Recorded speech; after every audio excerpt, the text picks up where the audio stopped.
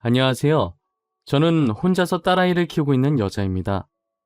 제가 이곳에 사연을 보내게 된 이유는 저와 남편 사이에 있었던 일을 이야기하고 싶어서인데요.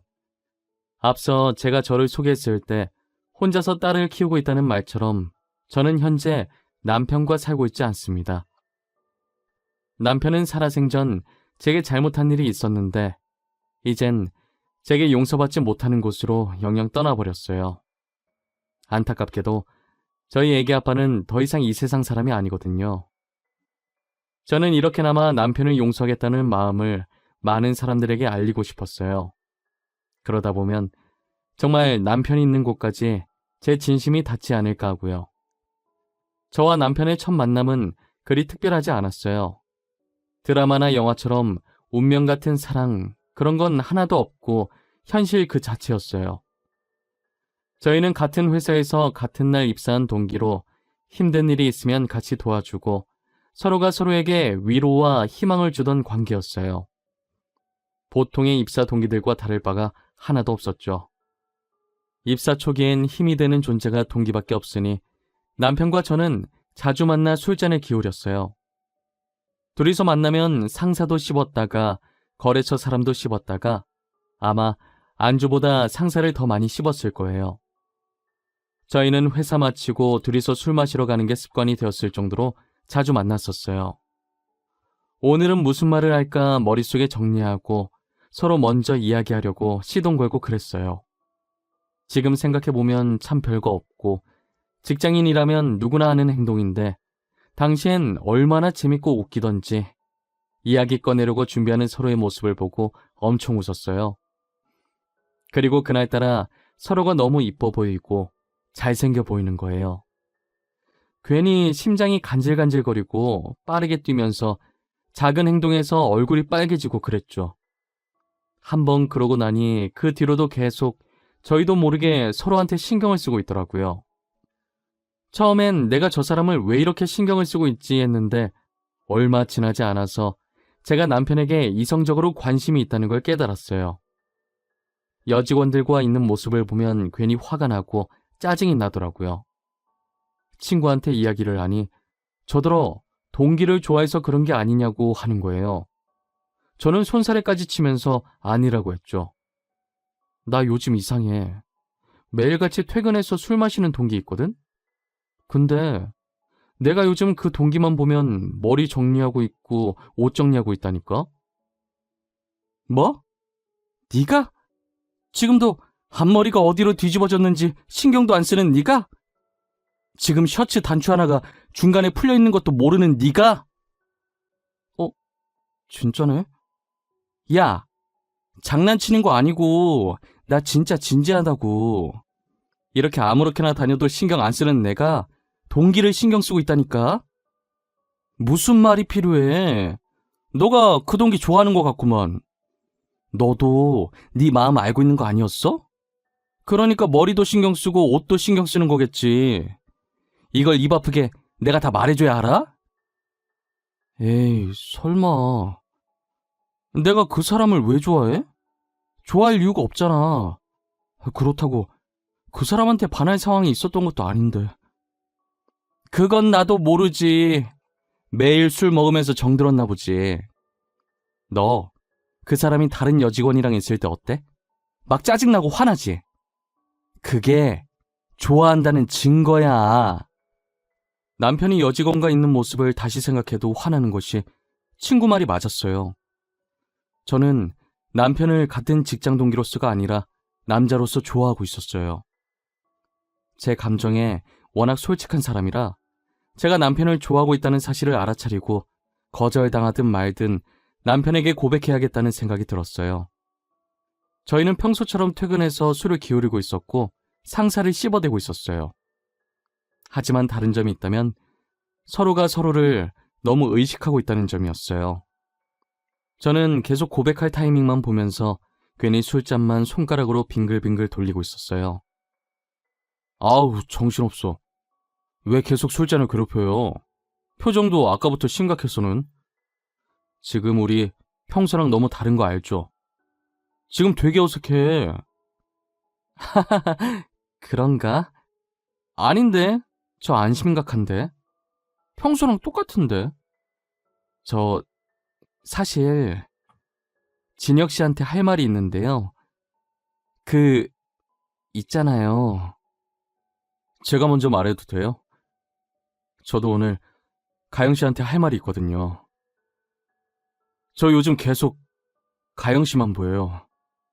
회사에서도 식당에서도 계속 제 눈에 가영 씨가 들어와요. 남편의 마음이 어떤지 확신이 없어서 제가 먼저 고백하고 빠지려고 했는데 남편도 저와 마음이 같았고 머뭇거리는 저를 보고 용기를 내서 먼저 고백을 하더라고요. 저는 놀라서 들고 있던 술잔을 떨어뜨렸고 술잔은 그대로 깨져버렸어요. 남편은 곧바로 직원들에게 죄송하다고 하고 제가 떨어뜨려 깨진 술잔을 치우고 있더라고요. 깨진 술잔을 다 치우고 다시 자리에 앉으면서 이거 거절이냐고 멋쩍은 듯 웃는 거예요. 저는 그때 너무 당황해서 저도 모르게 엄청 큰 목소리로 아니라고 좋아한다고 말해버렸어요. 당연히 쩌렁쩌렁한 제 목소리에 거기 있던 직원이며 손님이며 다 저희 쪽을 쳐다봤어요. 졸지에 저희는 거기에 있던 사람들에게 축하를 받으며 연인이 되었죠. 그렇게 사내 연애가 시작됐고 연애를 한 지 2년 만에 결혼을 했어요. 누가 더 부유하고 가난하다 할 것 없이 둘 다 비슷한 집안이라 결혼 허락받는 것도 어렵지 않았어요.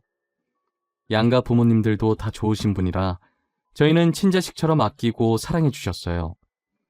그리고 저희는 연인일 때와 부부일 때의 분위기가 다르니 2년간 연애했어도 2년 동안 신혼을 더 즐기다가 아이를 갖기로 했어요.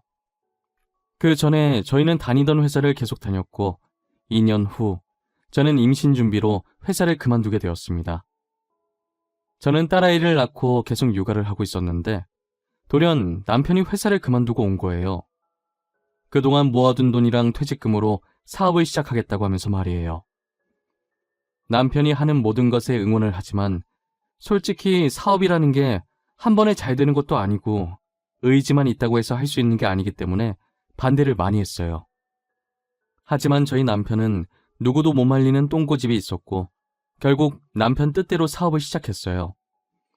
구두 사업을 했는데 처음 시작했던 상품 중 하나가 빵 터지면서 정말 운이 좋게 사업에 성공했어요. 그리고 운뿐만이 아니라 남편의 똥고집 덕분에 성공한 것도 없지 않아 있었어요. 인기 절정인 그 제품은 저희 가족도 시댁도 디자인이 별로라고 내놓지 말자고 했던 구두거든요. 남편은 특이하게 생긴 걸수록 더 이목을 집중하고 관심이 가는 법이라고 끝끝내 출시를 하더라고요. 그런데 정말 남편의 말대로 그 구두가 유독 인기가 많은 거예요.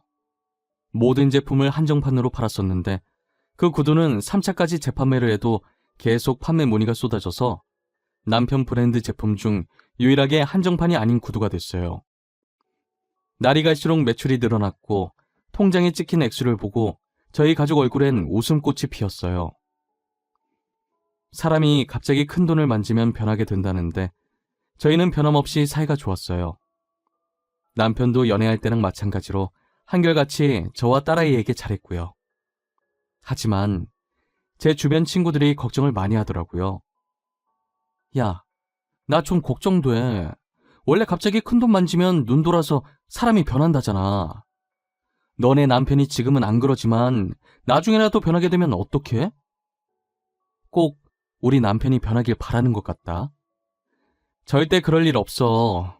우리 그이 연애할 때도 결혼한 지금도 한결같은 사람이야. 나는 그냥 걱정돼서 그러지. 조심해서 나쁠 건 없잖아. 언제 어떻게 변할지 모르는 게 사람 마음인데.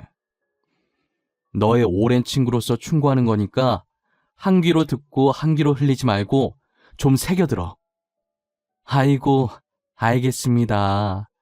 그래도 내 걱정해주는 건 너밖에 없다. 고맙다. 친구들은 남편이 언제 변할지 모른다고 늘 의심의 끈을 놓지 말라고 했지만 저는 남편을 믿었어요. 남편은 다른 사람과 다르다는 믿음이 강하게 있었거든요. 절대 변하지 않을 거라고, 어떤 일이 생기든 가정을 지킬 사람이라고 굳게 믿었어요. 10년이 지나서도 남편은 본인보다 저와 딸 생각 먼저 하는 사람이었어요. 그랬던 사람인데 점차 다른 사람이 되어가기 시작했어요. 매일 술에 찌들어서 집에 들어오길래 드디어 올 것이 왔구나 싶었죠. 당신, 지금 어디서 뭐 하다가 오는 길이야? 아우, 냄새. 또 술이야? 어? 요즘 왜 계속 술에 취해서 오는 거야? 당신 원래 안 그랬잖아. 나도 술 좀 마실 수도 있지. 가장이 열심히 밖에서 일하고 오는데 겨우 술 마셨다고 이렇게 사람을 잡아? 어? 내가 뭘 그렇게 잘못했는데? 오늘만 마신 거 아니잖아. 요즘 계속 술 퍼마시고 오잖아. 나도 봐주는데 한계가 있어. 한두 번도 아니고 이게 뭐 하는 짓이야? 딸 보는 앞에서 이게 무슨 꼴이냐고. 당신은 쪽팔리지도 않아? 남편은 언젠가부터 계속 술을 퍼마시고 가끔은 외박도 하고 그랬어요. 그런데 이게 점점 정도가 심해지더니 술은 그냥 기본이고 외박도 밥 먹듯이 하더라고요. 이럴 거면 나가서 혼자 살려고 하니까 정말 일주일 동안 집에 안 들어오는 거예요. 근처 모텔에서 지내고 있길래 제가 억지로 집으로 끌고 왔어요. 한 번도 싸운 적 없었던 우리는 이제 싸우지 않는 날이 없게 되었죠. 도대체 요즘 남편이 뭐라고 돌아다니는 건지 알 수가 없었어요. 제가 회사 일에 관여를 안 해서 남편 회사에 아는 직원이 한 명도 없어서 물어보지도 못했어요. 매일 혼자서 손톱만 물어뜯으면서 남편이 귀가하기만을 기다렸죠. 남편은 역시나 술을 마시고 제가 누군지도 못 알아볼 정도 취해서 왔더라고요. 저를 붙잡고 3차 가자고 하는데 어찌나 술 냄새가 나던지 남편 얼굴에 토 안 한 게 다행일 정도였어요. 대충 남편을 침대에 눕혀놓고 옷 갈아입히는 걸 포기하고 겉옷만 벗겨서 정리했어요. 겉옷이 다 구겨져서 살짝 털었는데 종이 한 장이 떨어지더라고요. 펼쳐보니 남편이 술집에 간 영수증인 것 같은데 이게 일반 술집이 아닌 것 같았어요. 그때 머릿속이 번쩍하더니 제 눈이 남편의 핸드폰을 쫓고 있더라고요. 뭐가 그렇게 소중한지 남편이 휴대폰을 두 손으로 꼭 쥐고 있길래 뺏어 들었어요.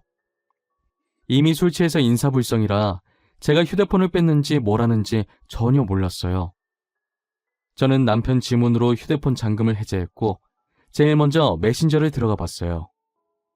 사업을 하니 아무래도 연락하는 사람들이 많았는데 의심스러운 사람은 없더라고요. 괜히 의심한 건가 싶어서 다시 남편 손에 휴대폰을 쥐어주려고 했어요. 근데 그 순간 알림음이 들리는데 메신저 창이 잠깐 떴다가 순식간에 사라지더라고요. 제가 얼마 전에 불륜에 관한 내용의 프로그램을 본 적이 있었어요. 거기서 봤던 내용인데 요즘은 비밀 메신저라고 해서 알림이 왔다가 순식간에 사라져서 본인이 직접 따로 그 메신저의 잠금을 해제하고 확인을 해야 한다더라고요. 저도 TV로만 봤지 실제로 목격하게 될 줄은 꿈에도 몰랐어요. 하지만 제가 비밀번호를 몰라 그 메신저 잠금을 풀어볼 수가 없었죠. 저는 남편 겉옷에서 떨어졌던 영수증을 몰래 챙겨서 그 술집에 찾아가 보기로 했어요. 매일 술을 마시고 오니까 다음날에도 분명히 갈 거라고 예상했어요. 그래서 다음날 저녁에 찾아가 보니 역시나 남편이 거기서 술을 마시고 있더라고요. 옆에 여자 하나 앉혀놓고 둘이서 술잔을 기울이고 있는 거예요. 그 모습을 보는데 예전 저희 모습을 보는 것 같아서 너무 화가 났어요. 남편이 있는 자리로 가서 그대로 여자 머리채를 잡아당겼어요. 요즘 계속 술 마시고 다니더니 여기서 이러고 있었니? 어? 술집 년이랑 노닥거리고 있었냐고.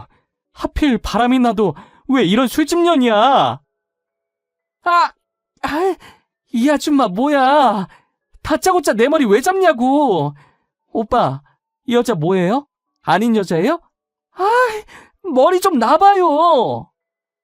아닌 여자? 네가 오빠라고 부른 남자 와이프다. 너 아주 잘 걸렸다. 안 그래도 스트레스 받는 일 많았는데 잘 됐네. 오늘 다 같이 죽자. 이리 와. 머리 좀 놔요. 내 머리 다 뽑히면 아줌마가 책임질 거야? 계속 이러면 나 아줌마 폭행죄로 신고할 거야. 그런 줄 알아. 내가 무서워할까봐? 니녀는 상간녀 소송에 정신적 피해 보상까지 청구할 거야. 그래, 누가 손해인지 한번 해보자고. 저는 여자의 머리채를 잡고 마구 흔들었고 제 힘이 못 이겨 여자가 휘청이다가 넘어졌어요. 다시 머리채를 잡으려고 하는데 남편이 제 앞을 막더니 저를 끌고 나가더라고요. 그렇게 집까지 왔고 저는 집에 도착하자마자 남편의 뺨을 사정없이 때렸어요. 그리고 그대로 방으로 들어왔고 남편은 다시 밖으로 나가더라고요. 혹시나 딸이 깨기라도 할까봐 화도 못 내고 베개에 얼굴을 묻은 채 소리 없는 고함을 지르고 눈물 콧물 다 흘리며 난리를 부렸어요. 이혼을 하고 싶었지만 저희 사이엔 딸이 있었기 때문에 마음대로 할 수가 없었어요. 어린 딸이 중학교도 가야 하고 아직 갈 길이 먼데 아빠 없는 아이로 만들 수 없었거든요. 아이가 상처받는 게 죽는 것보다 싫어서 저만 참으면 될 것 같았어요. 어차피 이혼 안 할 건데 남편이 뭐라든 신경을 쓰지 않기로 마음먹었어요.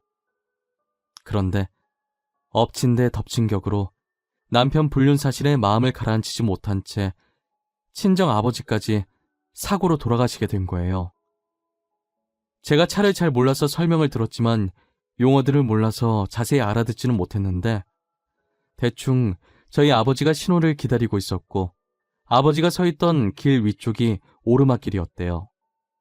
그 오르막길에 화물차 한 대가 주차되어 있었고 그 화물차에 결함이 있었는지 파킹 브레이크가 고장나 화물차가 움직이기 시작하면서 아버지를 덮친 거예요. 구급차에 실려왔을 당시엔 의식이 있었는데 병원에 도착하기 직전에 사망했다고 하더라고요.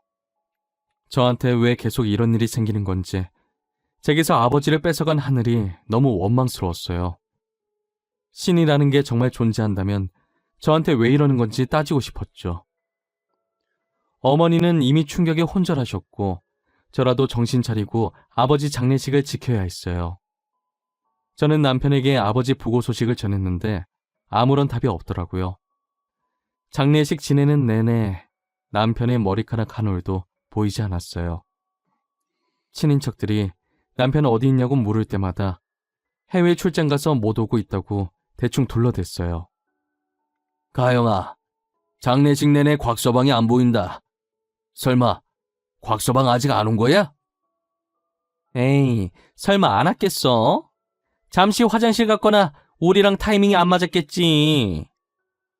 아, 저희 남편이 해외 출장을 갔는데 올 수 없는 상황인가 봐요. 오려고 했는데 일이 잘 안 풀려서 못 간다고 미안하다고 연락 왔어요. 아무리 그래도 사위가 장인어른 장례식에 안 오는 게 말이 되나?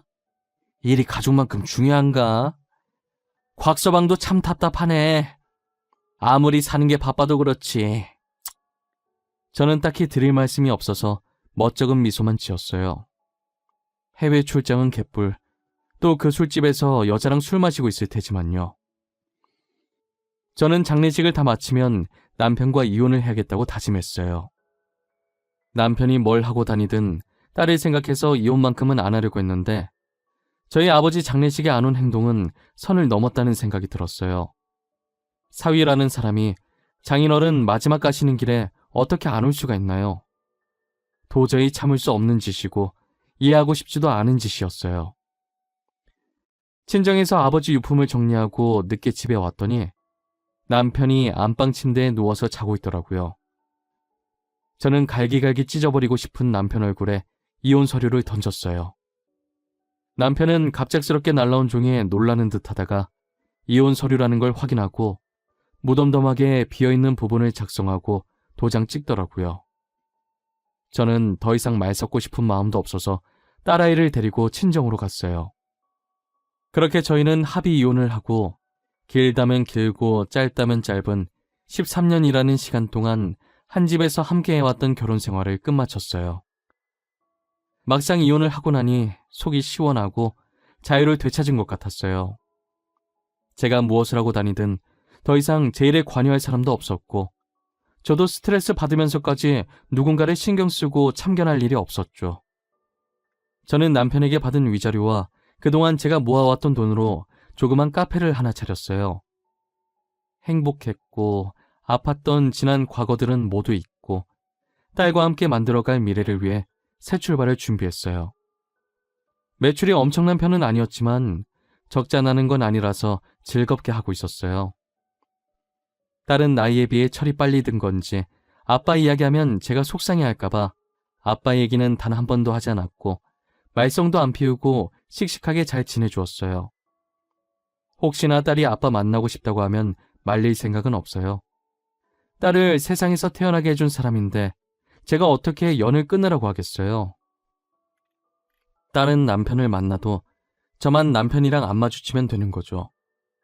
그렇게 혼자서 딸을 키운 지 4년이 흘렀고 저는 이혼 후 남편의 소식을 듣지 않았어요. 아마 못 들었다는 표현이 더 정확하겠지만 저한테 들어온 소식이 하나도 없었어요.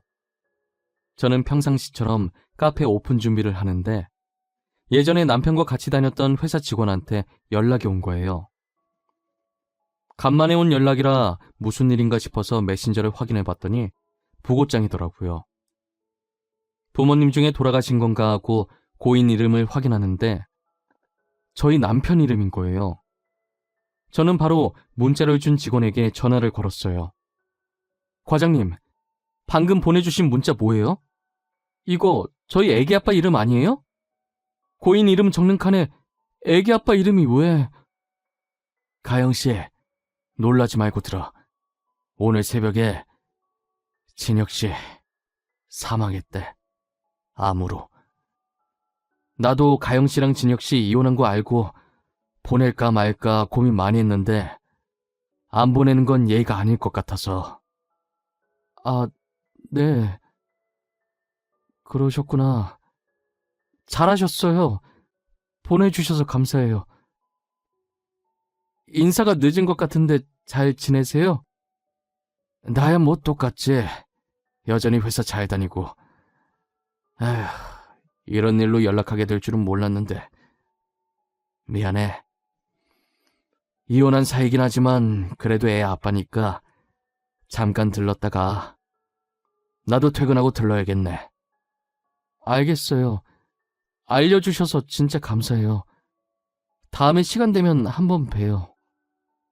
고인이 정말 애기 아빠가 맞았고 새벽에 암으로 세상을 떴다더라고요. 저는 놀라서 일이 손에 잡히지 않았고 다른 직원에게 부탁하고 집으로 돌아왔어요. 4년 만에 듣는 소식이 부고 소식이라니 너무 충격이었어요. 남편 장례식장에 가야 하나 말아야 하나 고민을 엄청 많이 했어요. 솔직히 아버지 장례식에 안 온 게 괘씸해서 안 가고 싶은 마음이 컸거든요. 그런데 과장님 말처럼 애기 아빠고 같이 산 세월이 있는데 안 가는 건 인간의 도리가 아닌 것 같더라고요. 저는 딸의 학교에 전화해서 담임 선생님께 사정을 설명드린 뒤 조퇴를 시켰고 딸이 집에 들어오자마자 검정 옷으로 바꿔 입히고 장례식장으로 향했어요. 아직 낮이라 퇴근 시간이 아니다 보니 사람이 별로 없고 한적하더라고요. 시어머니는 저희를 발견하고는 와줘서 고맙다고 조심스럽게 끌어안아 주었어요. 보조금 넣고 절만하고 나오려고 했는데 시댁 식구들이 밥이라도 먹고 가라고 저희를 붙잡는 거예요. 딸도 배고프다고 먹고 가자고 해서 억지로 앉아서 밥을 먹고 있었어요. 딸은 정말 배고팠는지 제 것까지 해서 밥을 2그릇이나 먹더라고요. 저는 도저히 목구멍으로 밥이 안 넘어가서 한 숟가락밖에 먹질 못했어요. 딸에게 국을 조금 더 주려고 그릇을 들고 일어났는데 누군가 저를 찾더라고요. 입구로 나가보니 배달원 한 분이 꽃바구니를 들고 서 있는 거예요. 저를 왜 찾냐고 하니 남편이 제게 보냈다고 하면서 받으라고 하시더라고요. 남편 죽었는데 어떻게 보냈냐고 했더니 배달원은 자신도 그것까진 모른다고 했어요. 저는 형형색색의 꽃바구니를 들고 들어왔어요. 제가 들고 있는 꽃바구니를 보더니 저마다 한마디씩 하더라고요. 장례식장에 저 꽃은 좀 아니지 않아? 알록달록한 게 여기랑 전혀 안 어울리는데 무슨 생각으로 여기서 저런 꽃 배달을 받은 거래? 죽은 남편이 보냈다잖아. 그게 가능한 일인가? 죽은 사람이 배달을 어떻게 보내? 사람이 언제 죽을지도 모르는데 자기 죽을 날 알고 미리 주문한 건 아닐 테고. 누가 장난친 거 아니야? 남의 장례식장에 엿먹으라는 것도 아니고 뭐 하는 짓이람? 저건 죽은 사람한테 예의가 아니지. 안 그래? 사람들은 꽃바구니를 가리키면서 수근수근거렸고 저는 당황해서 어쩔 줄 몰라 하고 있었어요. 그런데 딸아이가 꽃바구니를 유심히 보다가 꽃 사이에 껴있던 편지를 꺼내더라고요. 편지 봉투에 제 이름이 적혀 있는데 남편의 글씨체가 맞았어요. 저는 조심스럽게 봉투에서 편지를 꺼내보았어요. 남편의 글씨체가 한 장 가득 빽빽하게 적혀 있더라고요. 남편이 뭐라고 쓴 건지 내용을 찬찬히 읽어보고 저는 입을 틀어막고 울었어요. 남편이 변하기 시작했을 때 남편 회사가 위태로웠었더라고요. 저는 회사 일에 전혀 관여를 안 해서 몰랐었어요. 혹시나 회사가 망하면 빚덩이에 안게 될 텐데 저한테까지 피해갈까봐 그 전에 저와 이혼하려고 일부러 바람피고 저희 아버지 장례식장에도 나타나지 않은 것이었어요. 그래도 마지막 가시는 길을 봤다고 하더라고요. 저희가 납골당으로 갈 때 몰래 뒤에 따라와서 저희가 간 뒤 아버지께 인사를 하고 갔대요. 그리고 딸은 남편이 저와 왜 이혼을 하려고 했는지 알고 있었고 저한테 말하려고 했지만 남편이 신신당부하는 바람에 말을 못했다고 하더라고요. 저와 이혼한 뒤 딸이랑 간간히 연락하고 지냈었는데 암에 걸리는 바람에 딸이 알면 제 귀에 들어갈 것이고 짐이 될 것 같아서 딸이랑도 연락을 끊었대요. 그리고 죽기 전날 쓴 편지인지 내일 아버지께 가면 제대로 사과해야겠다고 장례식장 못 가서 죄송하고 저를 끝까지 못 지켜줘서 죄송하다고 빌겠다고 적혀 있었어요. 엄마, 내가 미안해. 아빠가 말하지 말라고 부탁하셔서 처음이자 마지막 부탁이라고 하시는데 거절할 수가 없었어. 정말 미안해. 아빠가 엄마랑 나 정말 많이 좋아했어. 아니야, 잘한 거야. 아빠가 부탁한 건 들어줘야지. 우리 딸 잘했어.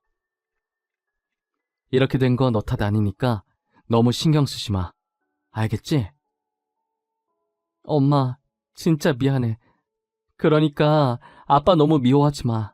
알겠지? 아빠 아픈 건 나도 몰랐어. 아빠 아픈 거 알았으면 엄마한테 다 말했을 거야. 그것도 아빠 뜻인 거야. 엄마가 미안해. 우리 딸 그동안 힘들었겠다. 그동안 아빠 이야기 하고 싶었을 텐데. 저와 딸은 부둥켜 안고 엉엉 울었고 거기에 있던 시댁 식구들과 조문객들도 저희 얘기를 듣고 같이 울어주셨어요. 저는 직원한테 며칠간 자리 비운다고 연락을 했고 남편 마지막 가는 길까지 다 지켜봤어요. 납골당 가서도 울면서 잘 지내라고 다음에 웃으면서 다시 만나자고 했죠. 남편이 힘들었던 걸 왜 그동안 몰랐을까? 내가 조금이라도 관심을 가졌다면 알았을 텐데 무심했던 건 남편이 아니라 저였다면서 자책을 했어요. 장례식이 끝나고 몇 날 며칠을 방구석에 박혀서 울었던 것 같아요. 딸을 위해서 정신 차려야 한다는 생각은 드는데 몸이 따라주지 않았어요. 밥상을 차리면서도 울고 밥을 먹으면서도 울고 하루하루를 눈물로 살아갔어요. 남편의 유품을 정리하러 남편 집에 갔는데 저희가 살던 집 그대로 살고 있더라고요. 저희가 연애하던 시절 착용했던 커플 아이템부터 저희 딸이 아기 때 입었던 옷까지 남편은 전부 보관하고 있었어요. 저희 추억이 가득한 물품을 보고 또 얼마나 울었는지 몰라요. 저도 남편처럼 버리지 않고 가져가야겠다는 생각에 따로 빼놨었어요. 치우고 보니 옆에 다른 상자도 하나 더 들어있더라고요. A4 크기의 되게 얇고 작은 상자라 뭐가 들어있을지 예상도 안 됐어요. 조심스럽게 열어봤는데 집 문서 하나가 나오는 거예요.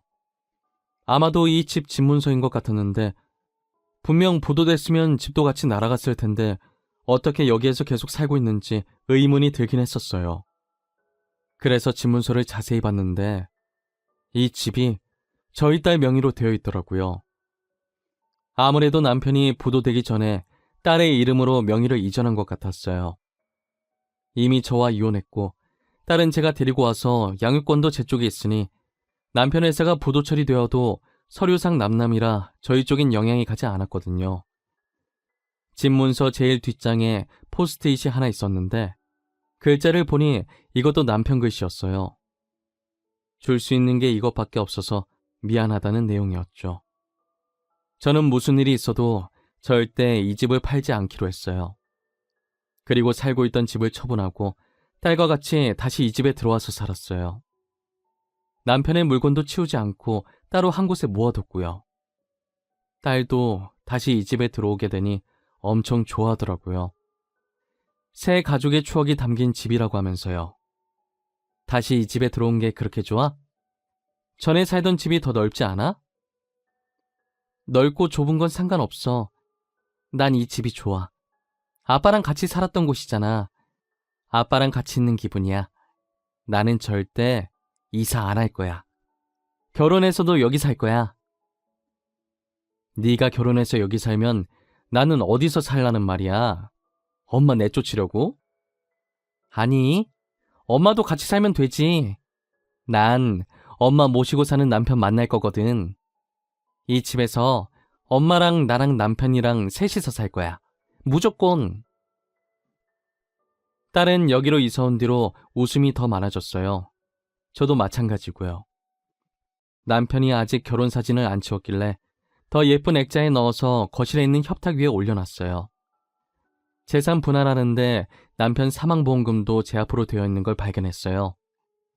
저는 남편 보험금을 따로 통장을 만들어서 보관 중이에요. 남편이 나중에 딸 결혼할 때 쓰길 바랄 것 같아서 건들지 않고 있어요. 저는 지금 딸과 소중한 추억을 쌓으면서 열심히 살고 있어요. 매일은 아니라도 일주일에 한 번씩 남편 납골당에 찾아가 한 주 동안 있었던 일을 말해줘요. 선선한 바람이 들어올 때마다 남편이 듣고 있을 것 같은 느낌이 들곤 하죠. 언젠간 남편을 다시 만나는 그날만 손꼽아 기다리고 있어요. 다시 만나게 되면 살면서 행복했다고, 모든 것을 용서했다고 말해주고 싶어요. 제 긴 이야기는 여기서 끝내보려고 합니다. 여러분들도 사랑하는 사람이 있다면 지금 이 순간 뜨겁게 사랑하시길 바랄게요.